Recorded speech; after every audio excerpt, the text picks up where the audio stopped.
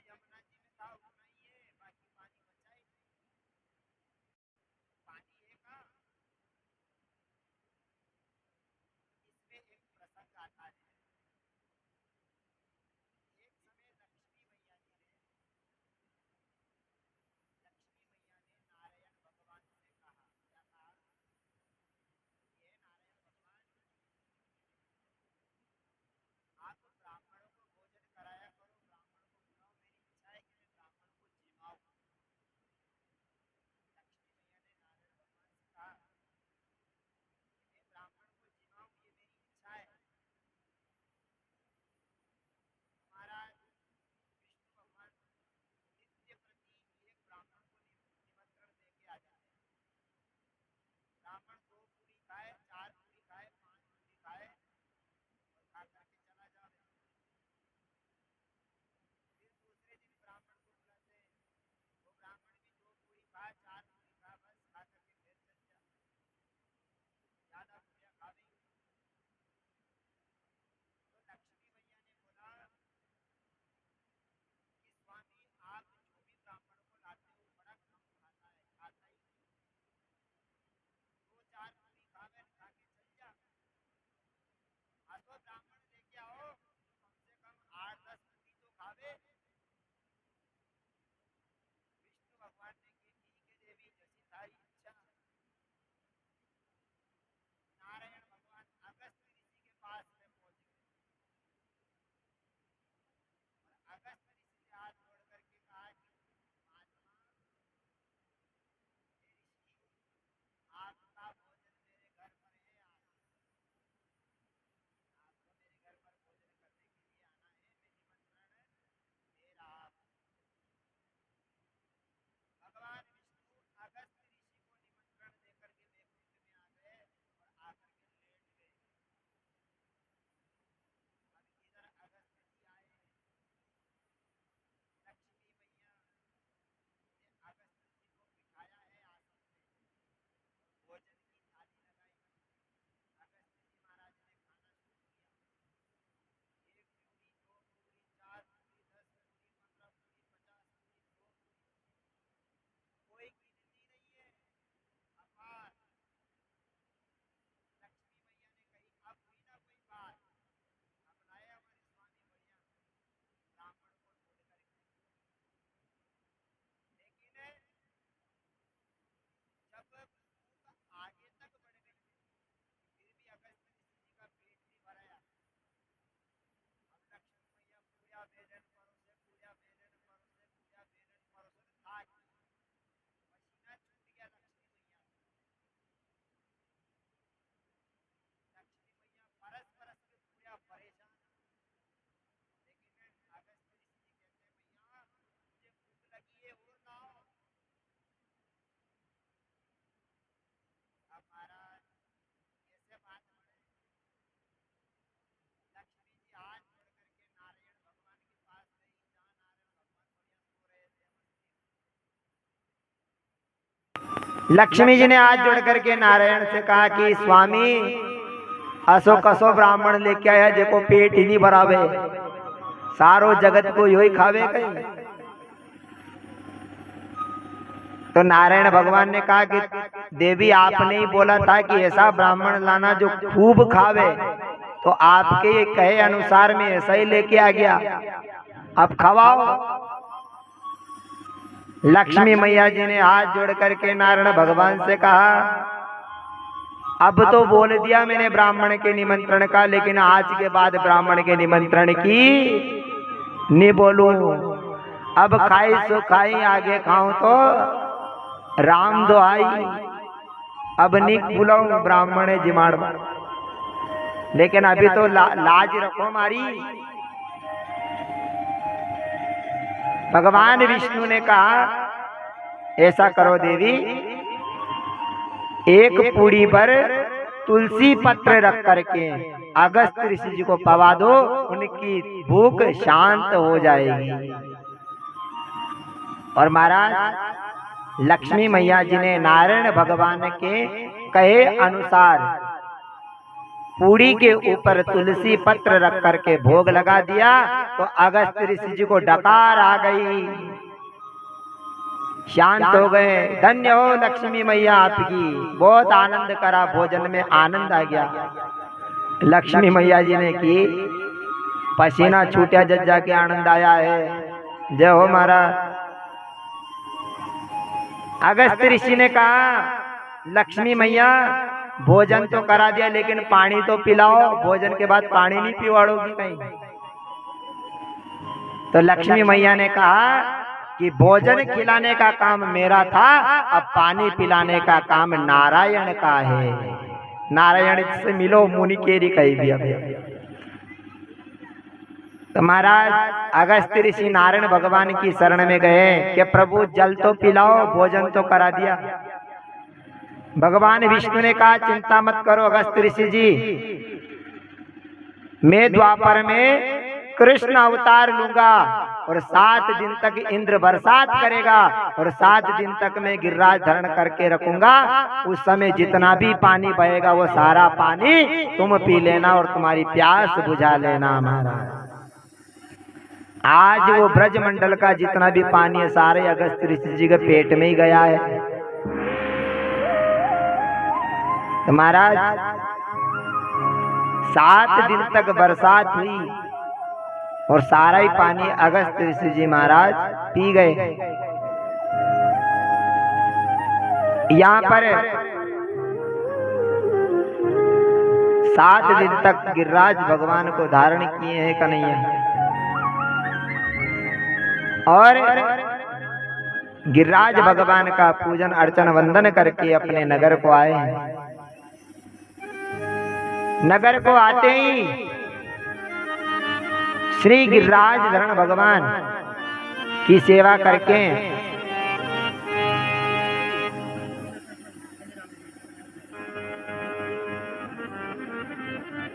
जैसे ही आए हैं भगवान अपने नगर में, तो महाराज कन्हैया ने अपनी मैया से क्या कहा, मैया कि मोको बड़ी भूख लगी है क्योंकि 7 दिन तक मैंने पर्वत उठा के रखो है।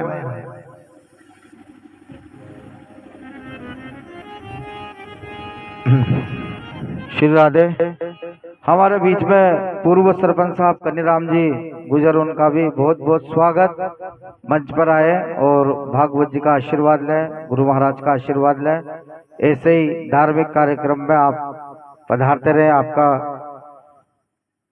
मार्गदर्शन मिलता रहे। आ जाओ ना, ऊपर आ जाओ।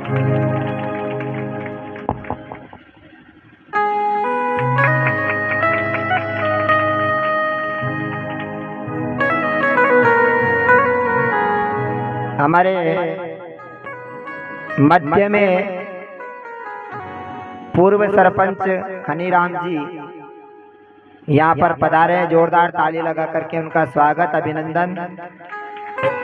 और ऐसे ही ठाकुर जी महाराज श्री बांके बिहारी जी की कृपा इनके ऊपर बनी रहे और ये ऐसे ही धर्म का कार्य, धर्म की शोभा बढ़ाते रहें, धर्म का कार्य करते रहें और ऐसे ही समाज सेवा करते रहें। समाज की भी सेवा करें, धर्म की भी सेवा करें और ब्राह्मणों की, आचार्यों की सेवा करते रहें। और देखिए अतिथि देवो भव, आप सभी भी अतिथि हैं और ये भी अतिथि हैं। तो महाराज अतिथियों का सम्मान इस व्यास मंच से और उनका हार्दिक हार्दिक अभिनंदन एवं स्वागत, जोरदार ताली लगा करके स्वागत करें। आइए तो महाराज आज श्रीमद् भागवत महापुराण के इस 6ठम दिवस में आपने श्री रुक्मणी एवं कृष्ण भगवान का विवाह महोत्सव मनाया जाएगा। अच्छा, श्रीमद् भागवत महापुराण में कथा कितनी जगह चल रही है। नैमिषारण्य की पावन भूमि पर सोनकादि 88,000 ऋषि मुनि विराजमान हैं और सुखदेव जी महाराज 88,000 ऋषियों को कथा सुना रहे हैं।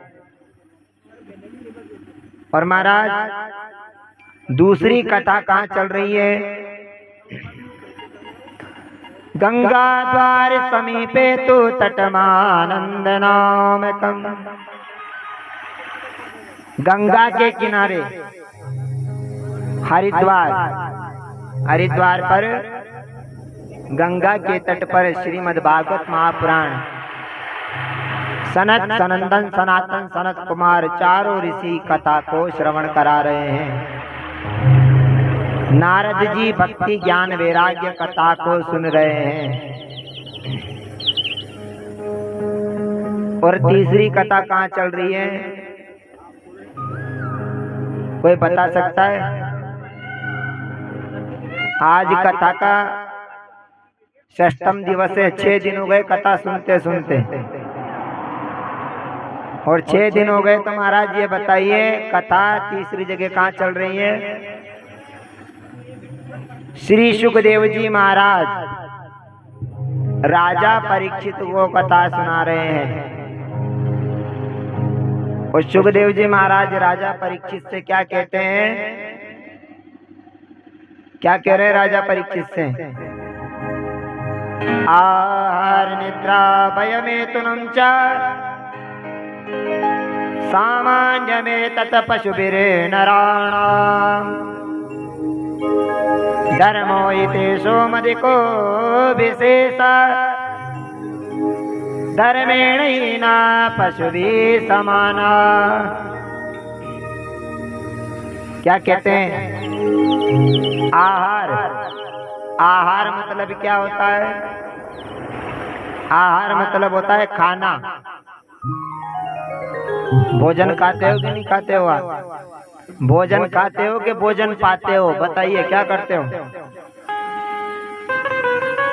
भोजन पाते हो?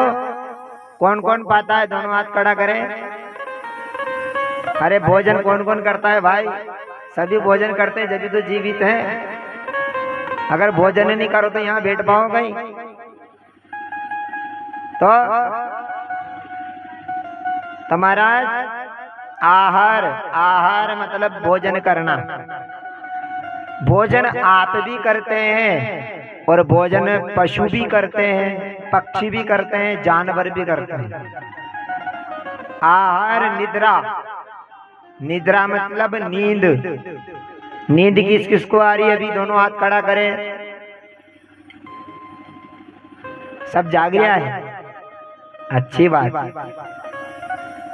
नींद कोई के नहीं आ रही तो पानी पीवाना। तो महाराज निद्रा मतलब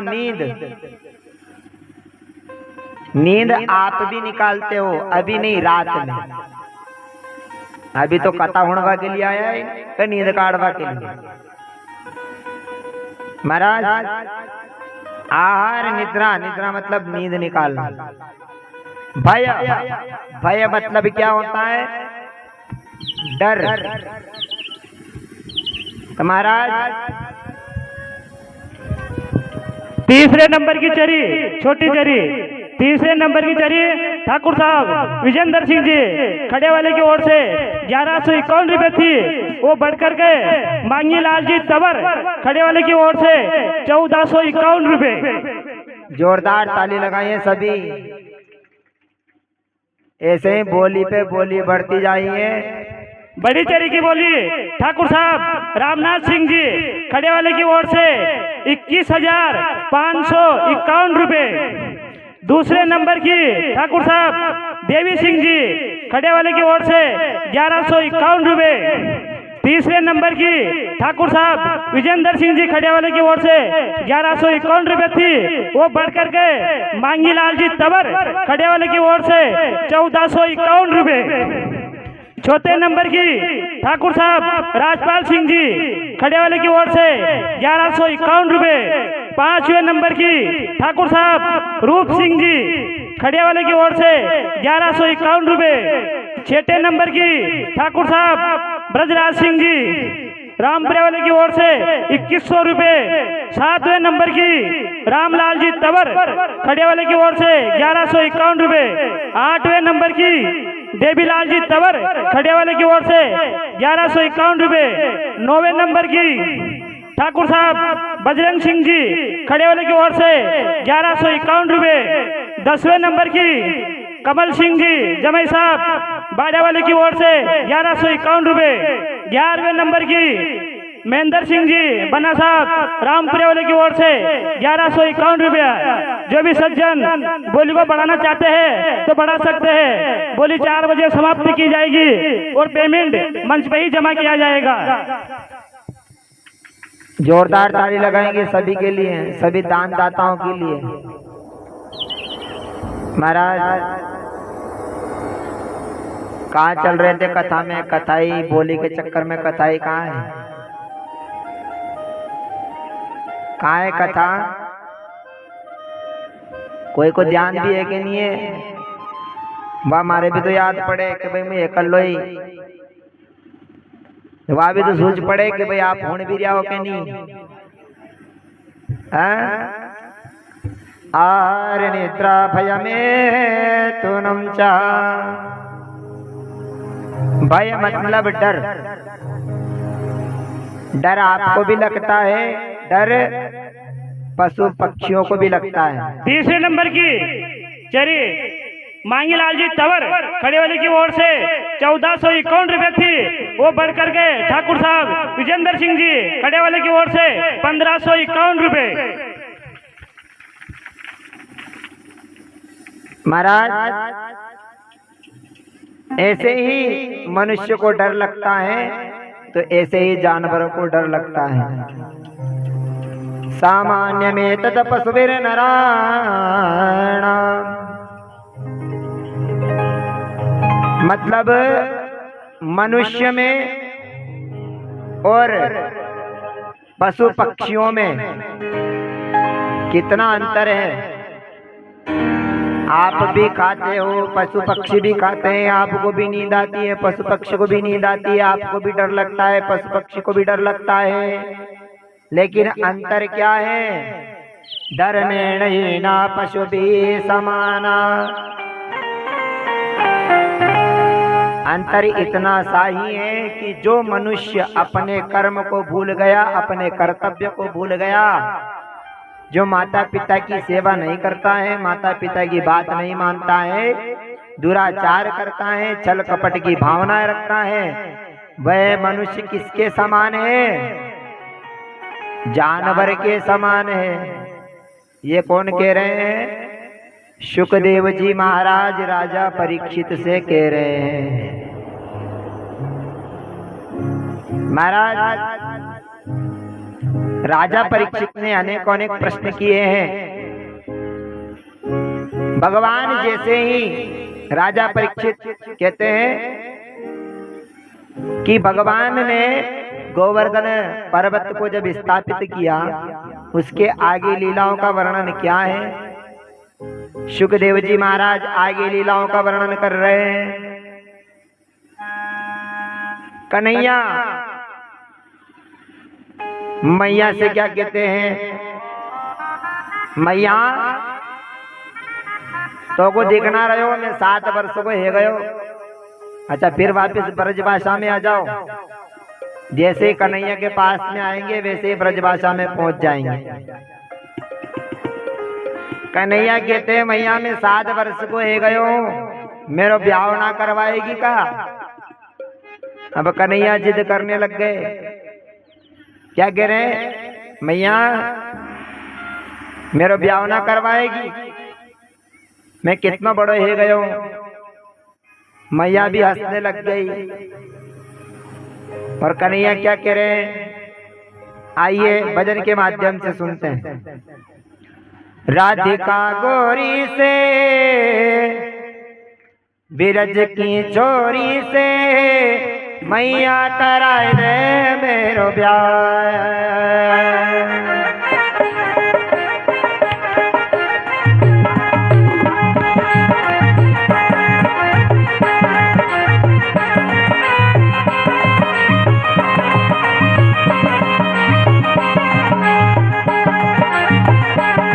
दोनों हाथ ऊपर उठा करके जय राधिका गोरी थे बिरज की छोरी थे मैया करा दे मेरो ब्याह।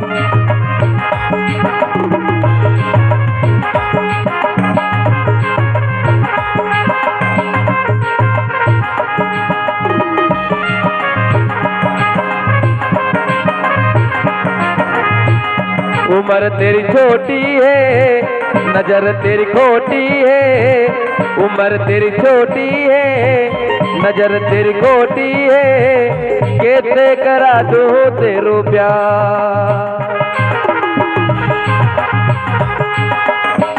दोनों हाथ ऊपर उठा करके ताली की सेवा करते हुए बोले कृष्ण कन्हैया लाल की।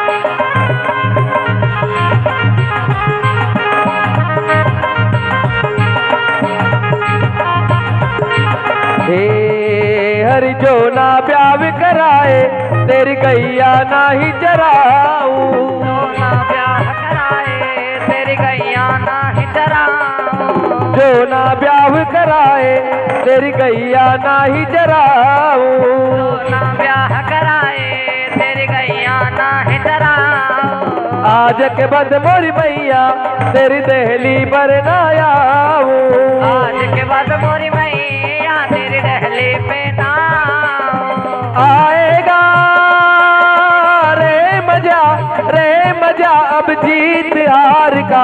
राधिका गोरी थे बिरज की छोरी थे मैया करा दे मेरो ब्याह।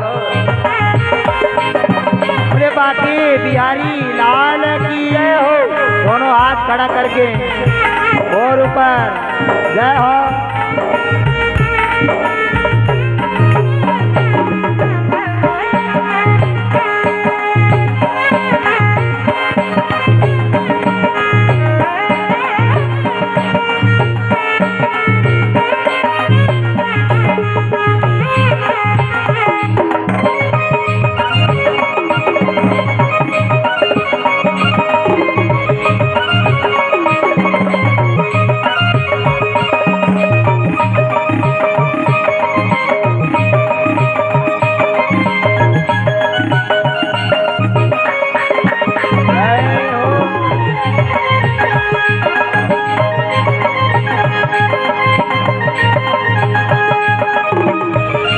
हर चंदन की चौकी पर मैया तुझको मैं बैठाऊं, चंदन की चौकी पे मैया तुझको बैठाऊं, अपनी राधा से मैं चरण तेरे दबवाऊं, अपनी राधा प्यारी से माँ चरण तेरे दबवाऊं। भोजन में बनवाऊंगा 56 प्रकार का। राधिका गोरी थे बिरज की छोरी थे मैया करा दे मेरो ब्याह।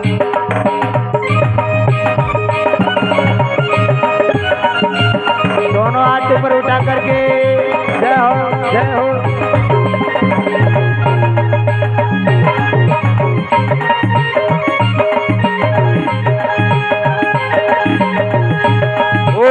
मैया करा दे मेरो ब्याह, मैया करा दे मेरो ब्याह। बोले कृष्ण कन्हैया लाल की जय हो, श्रीमद् भागवत महापुराण की जय हो, सुखदेव जी महाराज की जय हो, जय जय श्री राधे श्याम। महाराज छोटे से कन्हैया 7 वर्ष के हैं और क्या कह रहे हैं, मैया कराई दे मेरो ब्याह।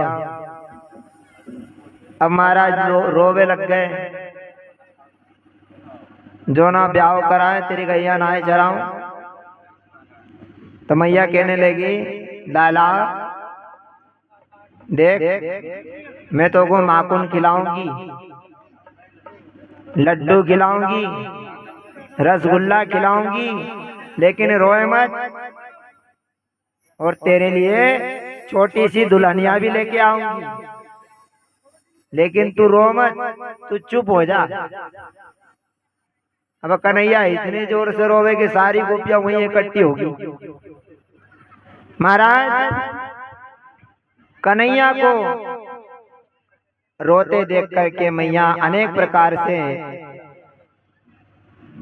समझाने लगी हैं, गोपियां समझा रही हैं और खूब प्रार्थना कर रही हैं। लेकिन कन्हैया मैया से कहते हैं, मैया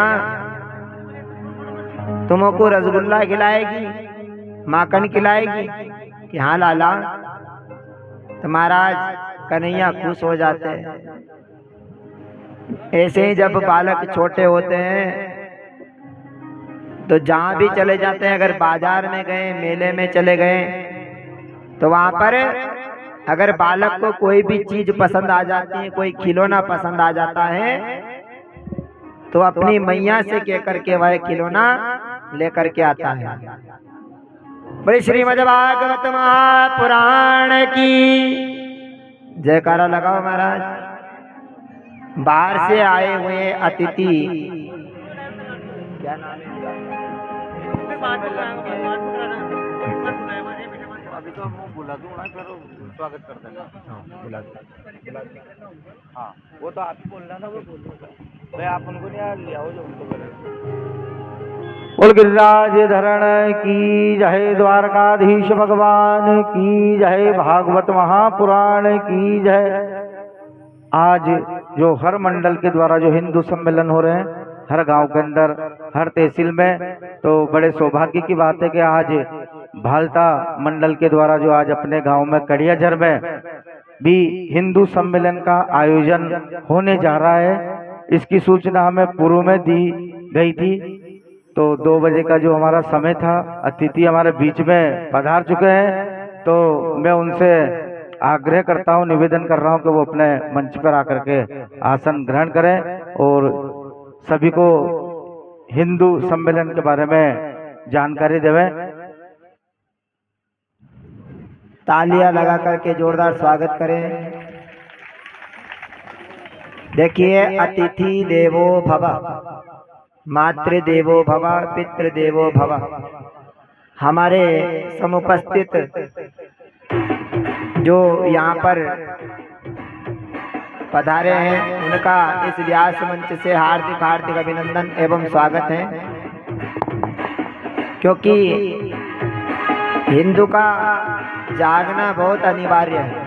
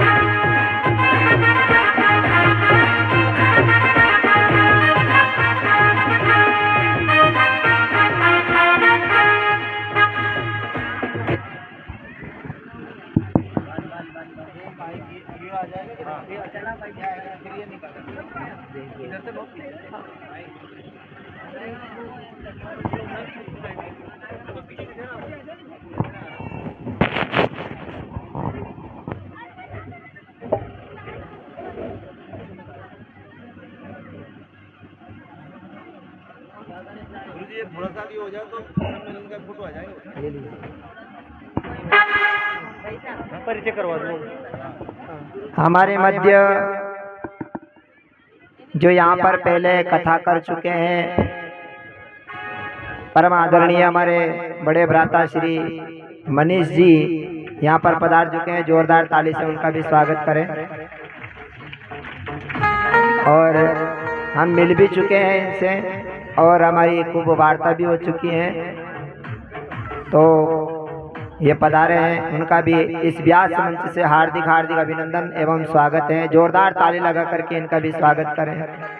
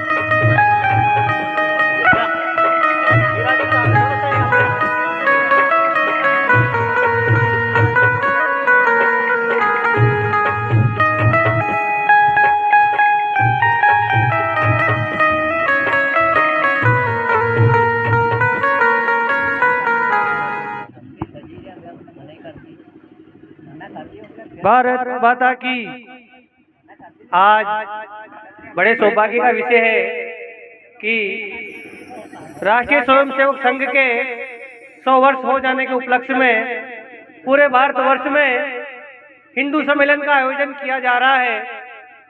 उसी निमित्त आज हमारे बोरबंद मंडल के ग्राम खड़ियाझर में हिंदू सम्मेलन का आयोजन किया जा रहा है। हमारे यहाँ बाहर से विश्व हिंदू परिषद के और दुर्गा वाहिनी के कार्यकर्ता पधारे हुए हैं, जिनका परिचय इस प्रकार है।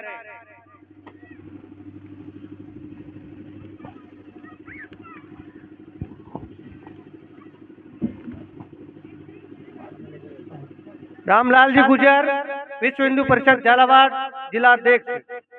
भाई साहब पूरे जिले का काम देखते हैं। हमारे बीच में दीदी है शोभा जी पारेदा, विश्व हिंदू परिषद दुर्गा वाहिनी विभाग संयोजिका। दीदी से निवेदन है कि कृपया पाते प्रदान करें।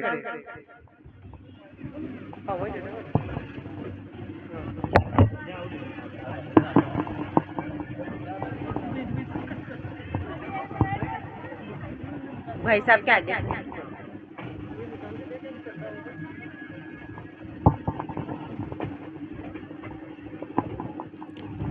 सर्वप्रथम मैं भारत माता के चरणों में अपना वंदन करती हूँ। फिर उसके बाद पूज्य गुरुदेव के चरणों में मेरा प्रणाम। मंच पर उपस्थित मेरे सभी सम्मानीय भाइयों को मेरा सादर नमन। यहाँ पर उपस्थित सभी बंधुओं को मेरा प्रणाम और यहाँ पर उपस्थित मेरी सभी मातृशक्ति, मेरी माता और मेरे बहनों को मेरा कोटि कोटि प्रणाम। जैसा कि आपको भी भाई साहब ने बताया है कि यहाँ पर विश्व हिंदू परिषद दुर्गा वाहिनी की बहन और भाई साहब यहाँ पर उपस्थित है। हम आपके मध्य आए हैं एक अपना विचार, अपने भाव रखने के लिए। आरएसएस राष्ट्रीय स्वयंसेवक संघ, जिसके बारे में आप लोगों को पता होगा, राष्ट्रीय स्वयंसेवक संघ के 100 वर्ष पूरे होने के उपलक्ष्य में संघ ने हर घर संघ को पहुंचाने का, हर गांव में संघ को पहुंचाने का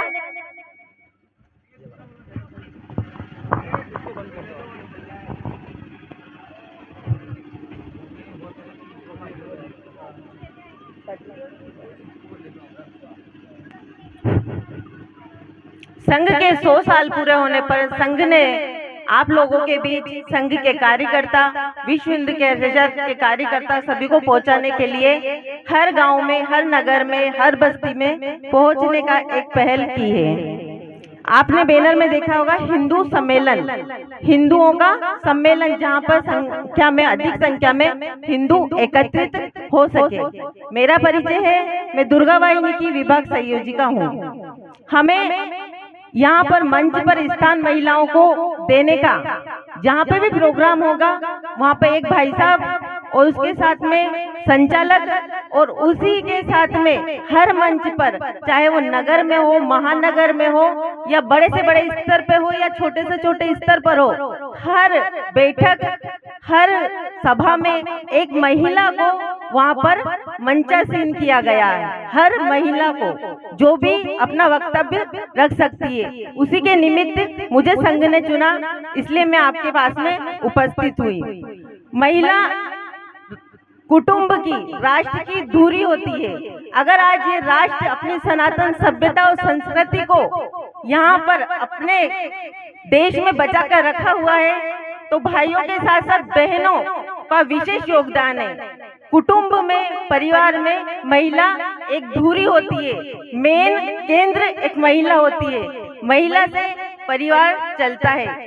अर्थोपार्जन का काम हमारे भाई लोग करते हैं, हमारे पिता करते हैं, लेकिन परिवार को किस तरह चलाना है, कैसे चलाना है, परिवार को कैसे सशक्त करना है, ये सिर्फ एक महिला जानती है। कहते हैं कि महिला को, अगर एक बालिका को पढ़ाया जाता है तो तीन कुल को तारती है। उसी के निमित्त संघ ने हर मंच पर महिला को उपस्थित किया, ताकि महिलाओं को लगे कि हमें सिर्फ पुरुषों का ही वक्तव्य प्राप्त होता है, वही आते हैं, हमें भाषण देके चले जाते हैं, कोई महिला नहीं आती। अगर एक महिला को अपने विचार रखेगी तो उससे एक अलग तरह का प्रभाव आप लोगों के ऊपर पड़ता है। कुटुंब प्रबोधन, पंच परिवर्तन संघ ने रखे हैं, उसमें है एक कुटुंब प्रबोधन। कुटुंब प्रबोधन का मुख्य धुरी आपको है पता कि महिलाएं होती है, महिलाएं किस तरह अपने परिवार को चलाती है। आज वर्तमान में महिलाओं को इतना सशक्त करने की, इतना महिला सम्मेलन करने की क्यों आवश्यकता पड़ गई है? क्योंकि अनादि काल से, प्राचीन काल में आपने देखा होगा कि महिलाओं का कितना सम्मान होता था, राम राज्य में, कृष्ण युग में, द्वापर में, त्रेता में। लेकिन वर्तमान में थोड़ी स्थिति भिन्न हो चुकी है। इसका कारण है, प्राचीन काल में अगर देखा जाए तो महिलाओं का सम्मान होता था, महिलाएं विदुषी भी होती थी। आपने घोषा, अपाला, लोक मुद्रा आदि बहनों के बारे में सुना होगा, झांसी की रानी के बारे में आप जानती होगी।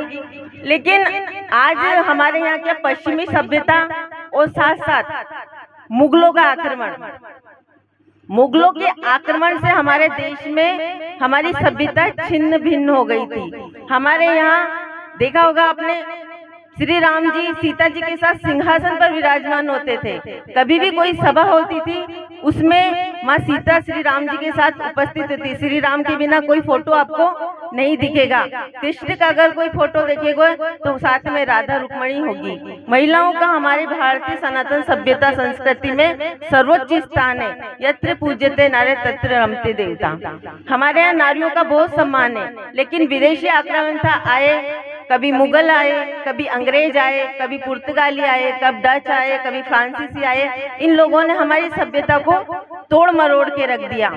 उसके बाद हमारे यहाँ सती प्रथा, पर्दा प्रथा, हमारे यहाँ कभी पर्दा प्रथा का चलन नहीं था, लेकिन जब कोई अपने घर में महंगी वस्तु रहती है, आज आप लोग यहाँ कथा पंडाल में उपस्थित हुए हो, अब अपने घर के कोई वहाँ पर नहीं है, या फिर पता चलता है कि चोरी का ज्यादा अनुमान है, तो हम अपनी जो कीमती वस्तु रहती है ना, उसको बिल्कुल ढक के रखते हैं। उसी तरह हमारी महिलाएं हमारे लिए हमारा स्वाभिमान, हमारी गरिमा, हमारा वजूद, हमारा अहंकार होती थी। इसलिए महिलाओं को मुगल उठा के ले जाते थे, मुसलमान ले जाते, अंग्रेज अपनी हवस वासना का उनको शिकार बनाते थे। उनकी सुंदरता, विश्व की सबसे सुंदर अगर कोई स्त्री कहीं पे पाई जाती है तो वो भारतवर्ष में, भारतवर्ष की नारी पुरुष सर्वत्र सुंदर होते हैं। तो हम उन मुगलों से बचाने के लिए हमारी बहन बेटियों के बीच बहुत सारी प्रथा लाए, जो प्रथाएं आज भी चल रही है। तो ये सब प्रथाएं हमारे बीच में आई है विदेशी आक्रमण के कारण, लेकिन उन सब प्रथाओं को आज हम एक देख रहे हैं कि धीरे धीरे समाप्ति की ओर भी ले जा रहे हैं, क्योंकि हमारी जो सरकारें हैं अब महिलाओं के बारे में बहुत अच्छा जानने लगी है। आपको एक बात बताते हैं, आपने सुना होगा कभी कोई ऋषि कन्या इनके बारे में कि वो शास्त्रार्थ भी करती थी। आदि गुरु शंकराचार्य और मंडल मिश्र, मतलब शंकराचार्य का पद एक बहुत बड़ा पद होता है जहाँ पर शस्त्रार्थ किए जाते हैं। तो जब शंकराचार्य जी का शास्त्रार्थ मतलब बैठ के एक दूसरे से वाद विवाद शस्त्र मतलब धर्म के बारे में ज्ञान होने की बातें होती थी, तो उस समय मंडल मिश्र और शंकराचार्य के जब बीच में शास्त्रार्थ हुआ तो उन्होंने बोला कि इस जजमेंट इसका जज कौन बनेगा कि निर्णय लेगा कि ये वाली पार्टी जीतती है या इधर वाली जीतती है। इसके लिए वहाँ के जो शंकराचार्य जी थे उन्होंने मंडल मिश्र की पत्नी देवी भारती को जज के रूप में रखा। आप समझ सकते हो कि भारतीय नारी कितनी सशक्त और कितनी बुद्धिमान होती थी कि पुरुषों के बीच में जब शास्त्रार्थ होता था तो उसका निर्णय देने की शक्ति अगर किसी के पास थी, बुद्धिमत्ता किसी के पास थी तो एक महिला के पास थी। मंडल मिश्र और शंकराचार्य के बीच में जब शास्त्रार्थ होता है तो उसमें शंकराचार्य जी जीतते हैं और मंडल मिश्र की हार होती है। तब देवी भारती कहती है कि महाराज आप जीत तो गए हैं लेकिन एक गृहस्थ का आधा हिस्सा जीते हो, क्योंकि मंडल मिश्र जी शादीशुदा है और शादीशुदा मतलब आधा हिस्सा वो है और आधा हिस्सा उनकी पत्नी मतलब मैं देवी भारती हूँ। आपको अगर पूर्ण रूप से विजय प्राप्त करनी है तो आपको मुझसे शास्त्रार्थ करना पड़ेगा। शंकराचार्य जी मान जाते हैं और मंडल मिश्र की पत्नी देवी भारती के साथ उनका शास्त्रार्थ होता है और इस तरह से देवी भारती उनको अपने ज्ञान से अपनी बुद्धिमत्ता से इतने प्रश्न करती है कि शंकराचार्य जी उस शास्त्रार्थ में हार जाते हैं और कहते हैं कि देवी आप विजयी हुई और मैं आपको वापस आऊंगा और पूर्ण ज्ञान के साथ आऊंगा। तो देखिए एक महिला शास्त्रार्थ में भी अपना वर्चस्व स्थापित करती है। फिर आप देखते होंगे 1857 की क्रांति, उसमें झांसी की रानी के बारे में आपने सुना होगा कि झांसी की रानी किस तरह अंग्रेजों से लोहा लेती है और वहाँ का जो अंग्रेज गवर्नर रहता है वो कहता है कि मैंने इतने मर्द देखे हैं, इन मर्दों के बीच में अगर कोई देखी है तो ये मर्दानी देखी है, ये मर्दों के बीच में एक महिला मर्दानी के रूप में है और अपने पुत्र को पीछे पीठ पर बांधकर वो युद्ध लड़ती है। महिला किसी क्षेत्र में पीछे नहीं होती। आप लोगों को ये बार बार बताने का कारण ये है कि जिस प्रकार हनुमान जी को अपनी शक्ति का पूर्ण ज्ञान नहीं था, वो शक्तिशाली थे पर उनको ज्ञान नहीं था, पर जामवंती जी की जरूरत पड़ती है उनको ज्ञानी बनाने के लिए। उसी तरह हमारी बहनों के पास, हमारी माताओं के पास अथाह ज्ञान है, अथाह बुद्धि है, लेकिन उनकी बुद्धिमत्ता और उनके ज्ञान को उनको बताने के लिए, उनकी शक्ति को बताने के लिए विश्व हिंदू परिषद RSS को आपके बीच में जामवंती जी की भूमिका निभानी पड़ती है। अब आप बोलोगे इन सभी के बारे में हमें बताने की क्या आवश्यकता है? तो इसकी अति आवश्यकता है कि वर्तमान में विदेशी आक्रांता अब हमारे बीच युद्ध के द्वारा हमारे सामने नहीं आते हैं। वो अगर युद्ध करते हैं तो हमारी भारतीय सेना उनसे सरहदों पे भी निपट लेती है। कभी वो युद्ध में विजय नहीं हो सकते। हमारे पास बहुत शक्ति है, हमारी सरकार एक बहुत मजबूत स्थिति में है, हमारी सेना एक बहुत मजबूत स्थिति में है। लेकिन अब युद्ध शस्त्रों का नहीं हो रहा बहनों, शास्त्रों का हो रहा है। बुद्धि से युद्ध लड़ा जा रहा है। विधर्मी हमारी बहन बेटियों को बहलाते हैं, फुसलाते हैं, मीठी मीठी बातें करते हैं और हमारे ही धर्म पर, हमारे ही देवताओं पर कलंक लगा के चले जाते हैं। अरे तुम्हारे राम ने तो सीता को वनवास पहुंचा दिया था। हमारे राम ने सीता को वनवास नहीं पहुंचाया था, हमारी सीता ने तो श्री राम को श्री राम बनाने के लिए वनवास गई थी। वो अपनी इच्छा से बन गई थी कि मेरे पति का वर्चस्व बना रहे, मेरे पति के ऊपर कोई उंगली ना उठाए, और अपने राम से कसम दिलवा कर गई थी कि आप मेरा पीछा नहीं करोगे, आप मुझे पूर्ण रूप से स्वतंत्र करोगे। और वो वन में चली जाती अपने प्रभु को, अपने राम को हम लोगों के सामने श्री राम बनाने के लिए। आज राम है तो राम अपनी वजह से राम नहीं है, उनको श्री राम बनाया है। तो माता सीता ने, एक बात बताओ, वो तो देवी थी, अगर चाहती तो वन में ना जाती। कभी मुसीबत आती है, बेटियां चली जाती है पियर में कि अरे ससुराल में कुछ स्थिति खराब है, जाऊं मेरे मायके में, जब दिन ठीक हो जाएंगे आ जाऊंगी। लेकिन माता सीता श्री राम के साथ वन में गई और उनको भली भांति पता था कि मुझे किस तरह के संकट आएंगे।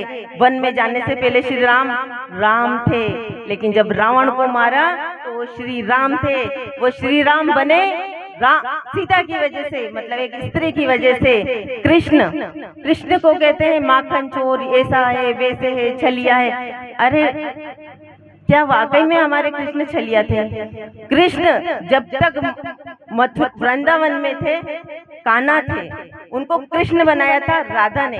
राधा से कितना प्यार करते थे कृष्ण, कृष्ण कितनी राधा से प्यार करती थी, लेकिन राधा ने कभी कृष्ण को रोका नहीं कि आप मथुरा मत जाओ। कुछ हुआ था वृत्तांत, लेकिन कहा चले जाओ।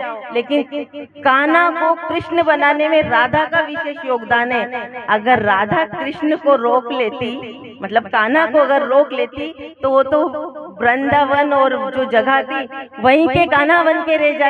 लेकिन उनको चक्र सुदर्शनधारी श्री कृष्ण द्वारिकाधीश किसने बनाया? तो वो राधा ने बनाया। राधा ने अपने प्यार का त्याग किया और सिर्फ अपने मन में कृष्ण को बसाया और उसे चक्रवर्ती राजा और द्वारिका का द्वारिकाधीश बनाया, एक महिला, एक राधा ने। आप अपनी शक्ति को पहचानिए। आप लोगों के बीच में ये उदाहरण लाने का कारण ये नहीं है कि आप नहीं जानती, आप जानते हैं, लेकिन वही हनुमान जी को उनकी शक्ति का आभार कराना पड़ता है।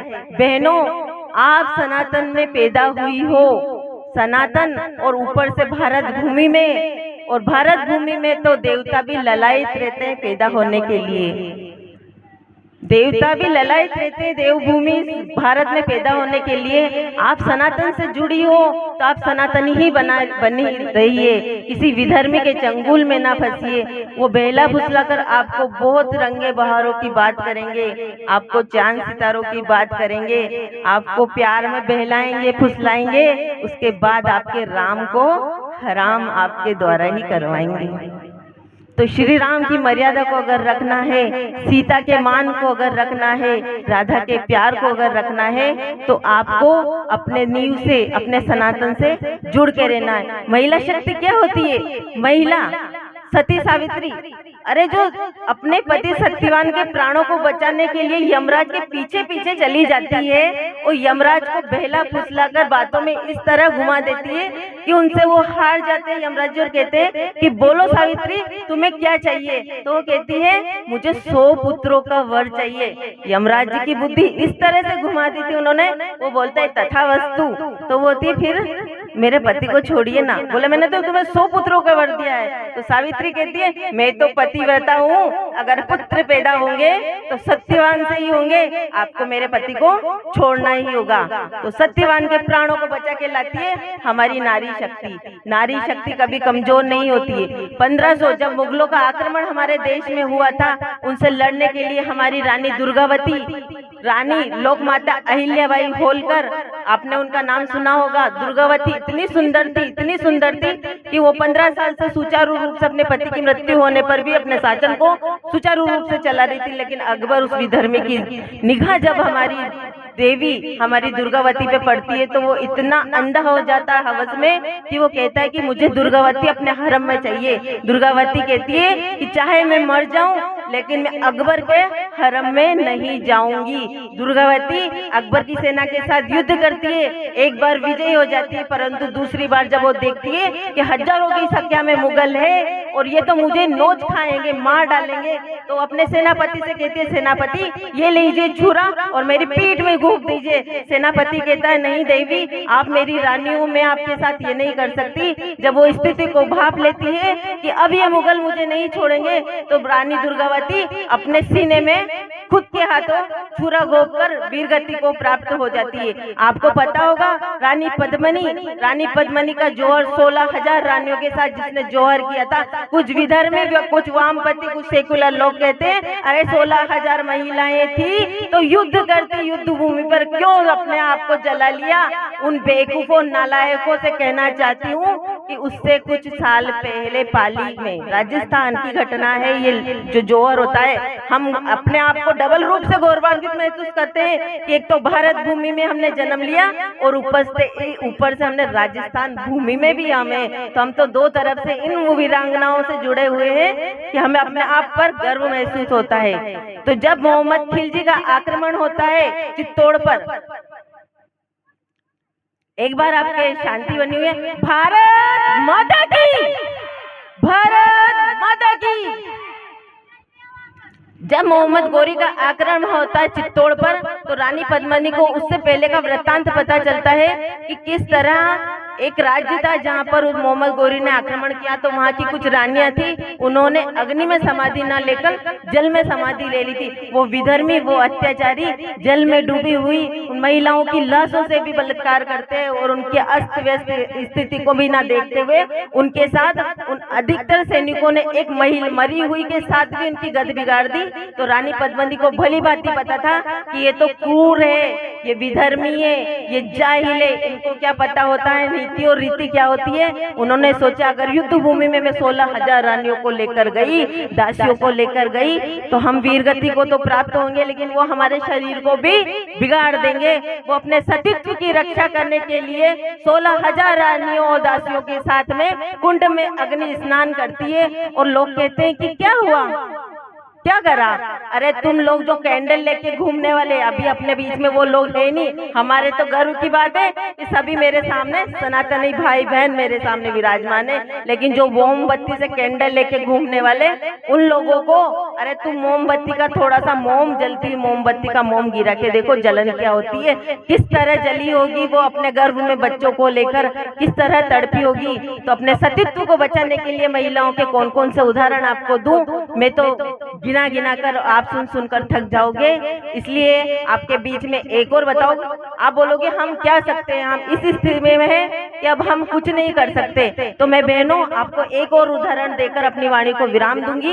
जीजाबाई, वीर शिवाजी महाराज, आपने सुना होगा वीर शिवाजी महाराज के बारे में, सुन रखा है शिवाजी महाराज के बारे में।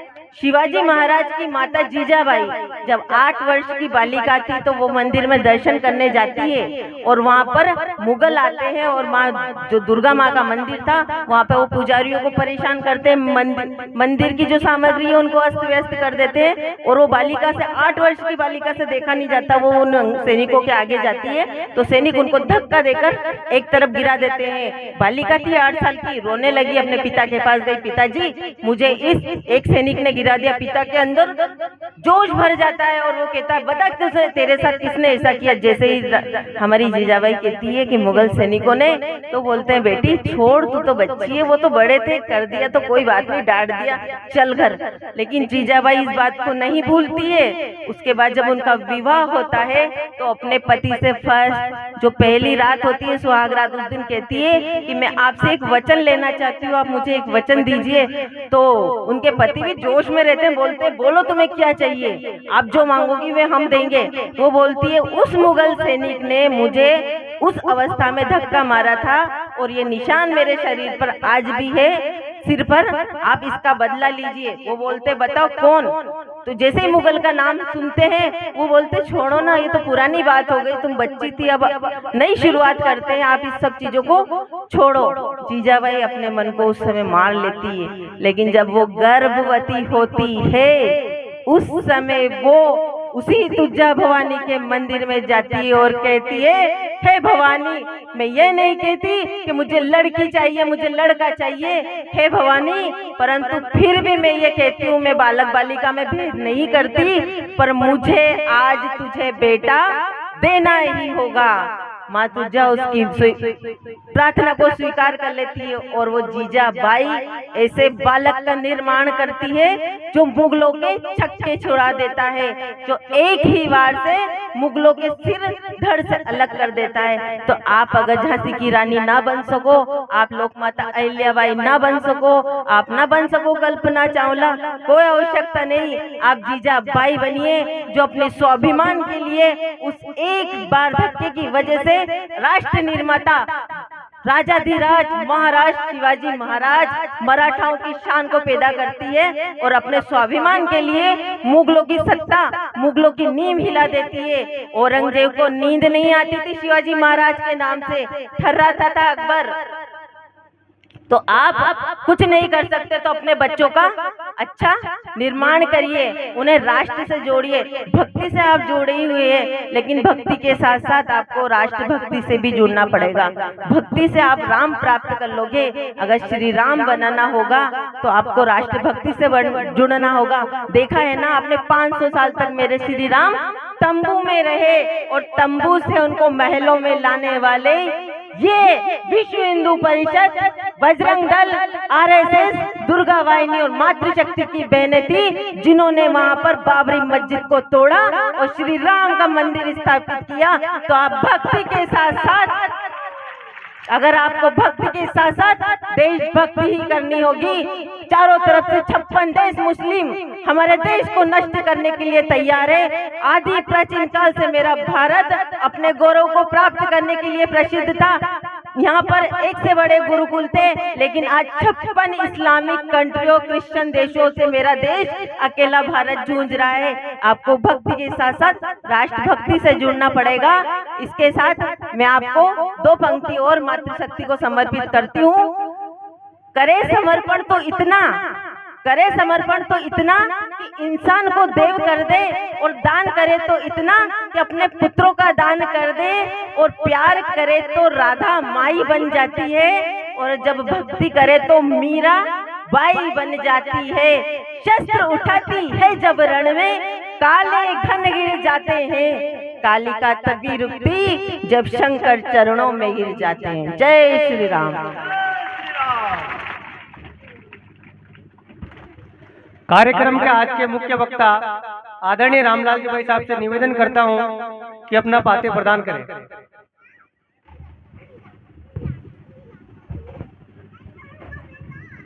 हेलो।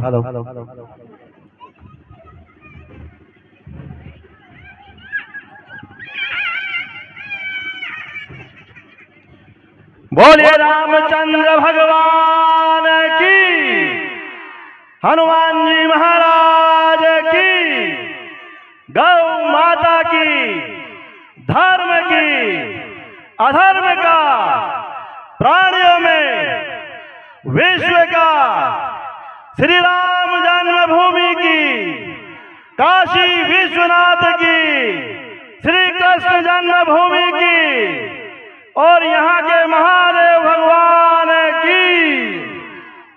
बंधुओं, आपने अभी दीदी के मुखारविंद से सुना है, मातृशक्ति के लिए उद्बोधन था। संबंध शताब्दी का यह 100वां वर्ष चल रहा है। इसके उपलक्ष्य में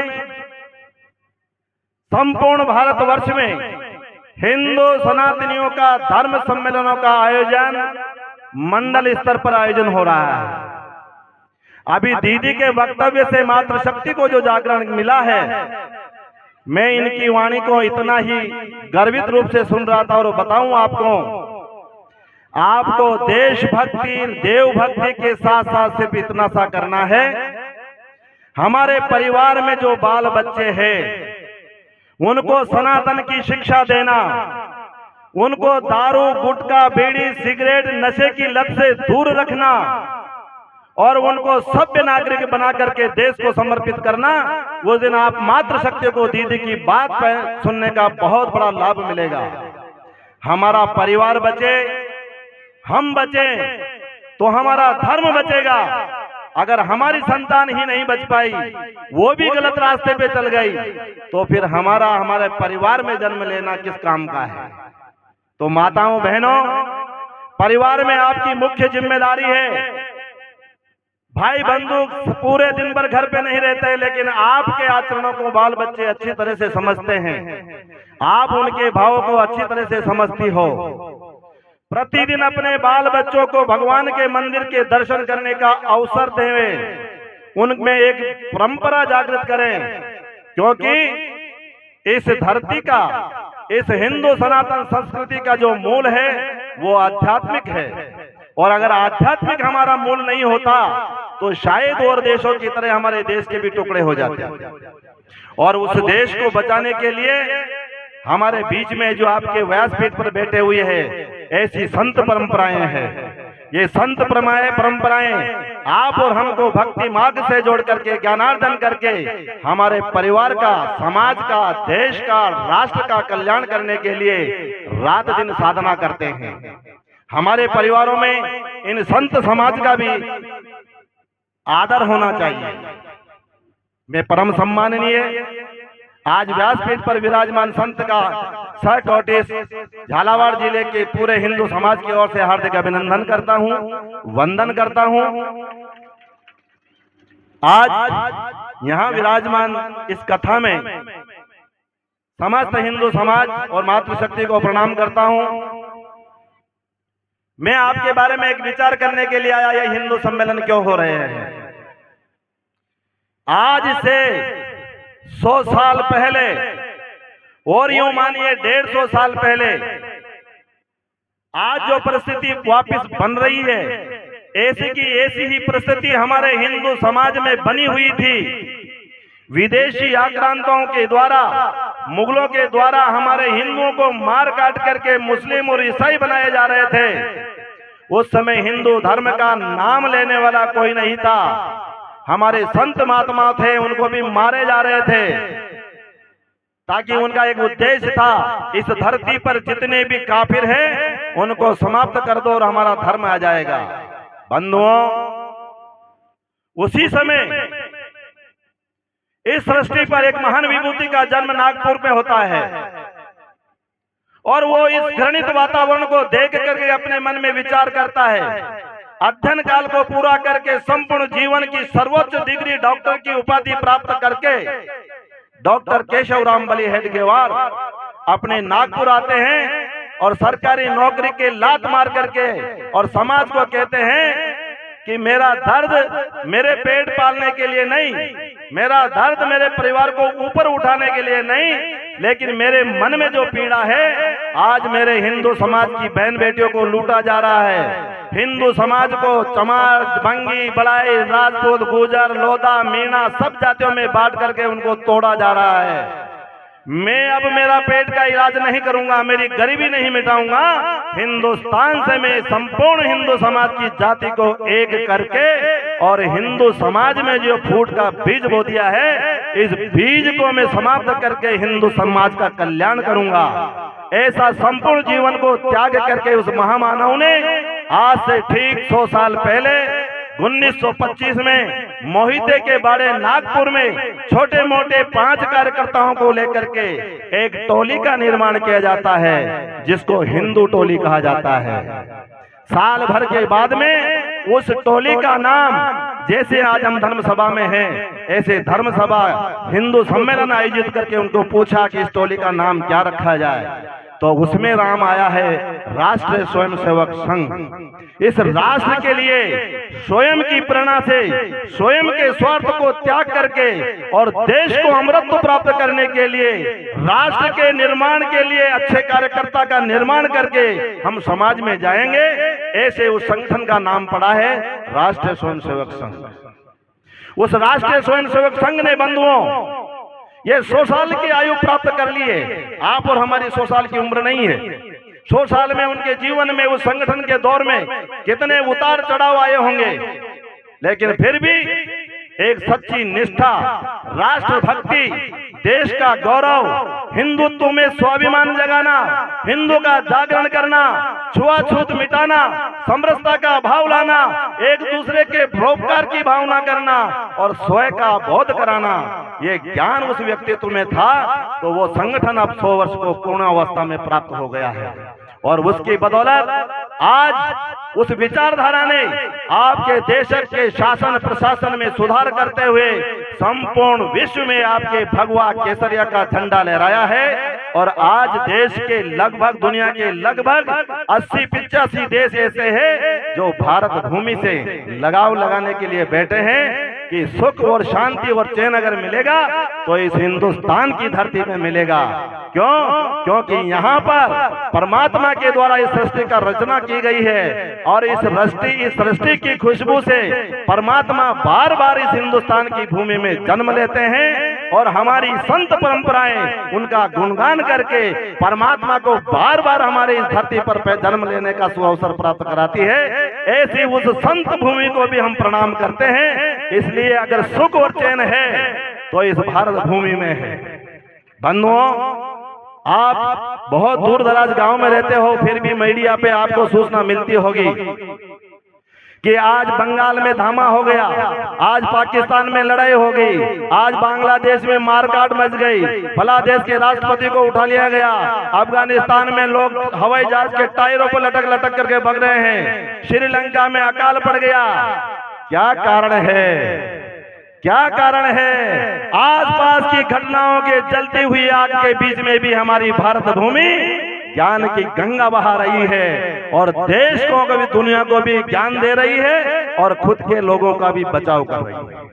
ये जो परंपराएं हैं बंधुओं, ये संत सनातन परंपराएं हैं, सनातन संस्कृति की परंपराएं हैं। हिंदू समाज में, सनातनियों में ये परंपराएं हैं कि हम यहाँ भगवान के द्वारा बनाई हुई संपूर्ण सृष्टि की कृति को हम प्रणाम करते हैं, पूजा करते हैं। घर में तुलसी लगाते हैं, पीपल की पूजा करते हैं, गंगा की पूजा करते हैं, गायों को पूजते हैं, वृक्षों का पूजन करते हैं, गो ब्राह्मणों की सेवा करते हैं। किसी भी धर्म में इस प्रकार का वातावरण नहीं है बंधुओं। इसलिए कहा जाता है कि देश और दुनिया में अगर हिंदू समाज बचेगा, हिंदू धर्म बचेगा, तो पूरी सृष्टि बचेगी। यदि हिंदू आपस में बट गए, अपने धर्म को छोड़ गए, तो बंधुओं संपूर्ण सृष्टि का समावेश खत्म हो जाएगा।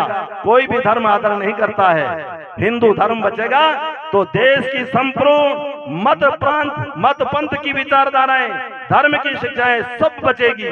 और अगर हिंदू समाप्त हो गया तो वो सत्ताएं तो आपस में लड़कर ही मर जाएगी। तो मैं आग्रह करना चाहूंगा कि आज यह विश्व हिंदू परिषद नहीं, संपूर्ण हिंदुओं को मिलकर के जो आज भारतवर्ष के प्रत्येक मंडल स्तरों के ऊपर हिंदुओं का सम्मेलन किया जा रहा है, तो बंधुओं जागो। जो हिंदू हित की बात करे आप उसी का समर्थन करो, उसी को संभाल करके रखो, तभी आप बच पाओगे। नहीं तो ऐसे भेड़िए हैं जो साधु सन्यासी के रूप में आकर माता सीता का हरण करते हैं। देखा है आप लोगों ने? फिर पता चलता है कि कोई रावण था और फिर वध करने की जरूरत पड़ती है। इसलिए पहले से उन भेड़ियों को समझ जाओ ताकि हमारी पीढ़ी को, आने वाले बच्चों को युद्ध नहीं करना पड़े, लड़ना नहीं पड़े और हमारा धर्म बच जाए। ऐसे जागरण के लिए आज आप जागृत हो, उठो और धर्म की ध्वजा पहनाओ। बहुत अच्छा लग रहा है आज महादेव जी के प्रांगण में कि हमारे धर्म का, परमात्मा का गुणगान हो रहा है। यही बचाएगा हमें। लेकिन इसके साथ साथ में आप देवभक्ति के साथ राष्ट्रभक्ति का भी जागरण करें।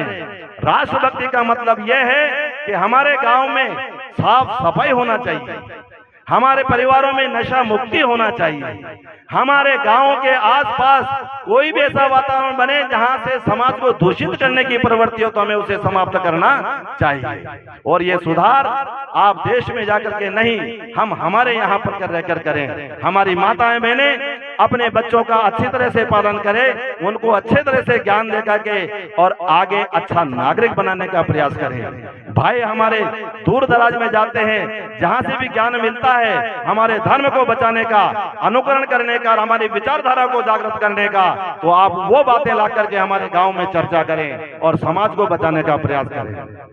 हमारे निजी स्वार्थों के लिए हम हर बार लड़ेंगे, लेकिन मैं गुजर हूं, वो जामार है, वो जाति है, इस बात में नहीं बटे। बहेलिया आएंगे, दाना पटकेंगे, जाल बिछाएंगे, पक्षी चाना चुभेगा और उसको समेट करके उनका भोजन बना लेंगे।